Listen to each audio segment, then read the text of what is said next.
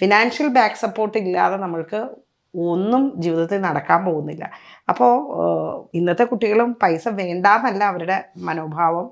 പൈസ ഉണ്ടാക്കണം കുറുക്ക് വഴികളിലൂടെ, അല്ലെങ്കിൽ ചെറിയ ചെറിയ കാര്യങ്ങൾ ചെയ്ത് വലിയ ഒരു ഇതിലേക്ക്. അപ്പോൾ അതിന് ഞാൻ പറയുന്നത് അതിന് വേറെ കുറുക്ക് വഴികളൊന്നുമില്ല. വർക്ക് ചെയ്യുക എന്നുള്ളത് മാത്രമേ ഉള്ളൂ. പിന്നെ ഈ ഒരു ബ്രോയിലർ രീതിയിൽ നമ്മുടെ കുട്ടികളെ വളർത്തി വരുന്ന ഒരു സംസ്കാരത്തിനാണ് മാറ്റം വരേണ്ടത്.